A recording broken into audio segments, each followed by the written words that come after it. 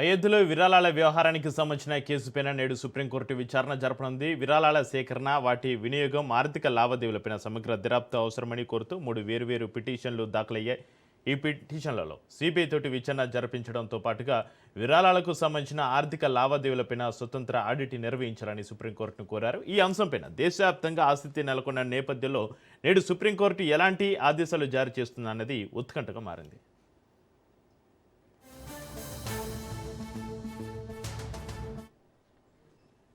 అయోధ్యలో విరాళాల వ్యవహారానికి సంబంధించిన కేసుపై నేడు సుప్రీంకోర్టు విచారణకు సంబంధించి మరింత సమాచారాన్ని మా ప్రతినిధి సునీల్ లైవ్లో అందిస్తారు. సునీల్, దేశవ్యాప్తంగా తీవ్ర రాజకీయ దుమారం రేపుతున్నటువంటి అయోధ్య రామమందిర విరాళాల అవకతవకలకు సంబంధించిన అంశంపై కూడా ఈరోజు దేశ సర్వోన్నత న్యాయస్థానం సుప్రీంకోర్టు మరి కాసేపులోనే విచారించే అవకాశం ఉంది. ఇప్పటికే ఈ కేసులో 3 పిటిషన్లు కూడా సుప్రీంకోర్టులో నమోదు కావడం జరిగింది. ప్రధానంగా అయోధ్య రామమందిరంలో జరిగినటువంటి విరాళాల మిస్యూజ్కి సంబంధించిన అంశంని సెంట్రల్ బ్యూరో ఆఫ్ ఇన్వెస్టిగేషన్ ఏజెన్సీతో దర్యాప్తు జరిపించాలి, లేదా ఆడిట్ రిపోర్ట్ను కూడా పూర్తిగా బహిర్గతం చేయాలంటూ కూడా 2-3 వేర్వేరు పిటిషన్లు కూడా ఇప్పటికే సుప్రీంకోర్టులో నమోదు కావడం జరిగింది. అయితే ఈ కేసులో ఇప్పటికే అక్కడ ఉన్నటువంటి రాష్ట్ర ప్రభుత్వము అంటే యోగి ప్రభుత్వము ఇప్పటికే స్పెషల్ ఇన్వెస్టిగేషన్ టీమ్ని ఎస్ఐటీని ఫామ్ చేసింది. ఇప్పటికే 8 మందిని పైగా నిందితుల్ని అరెస్ట్ చేసింది. అయినప్పుడు కూడా ఈ కేసులో అసలు దోషుల్ని తప్పించే ప్రయత్నం చేస్తున్నారు.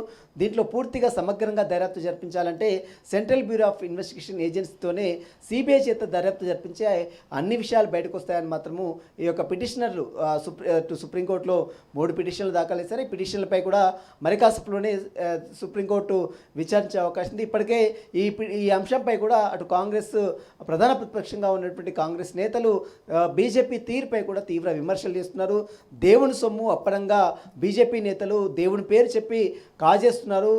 పెద్ద ఎత్తున దేశవ్యాప్తంగా అయోధ్య అంటే ఎంతో మందికి ఆరాధ్య దైవంగా భావిస్తున్నటువంటి అయోధ్య గుడిని కూడా వీరు వదిలిపెట్టడం లేదు. అయోధ్య రాముడికి వచ్చినటువంటి విరాళాలు మొత్తం కూడా దోచుకొని తింటున్నారంటూ కూడా బీజేపీ తీరుపై కాంగ్రెస్ నేతలు తీవ్ర విమర్శలు చేసిన తీరు కూడా మనం గతంలో చూసాం.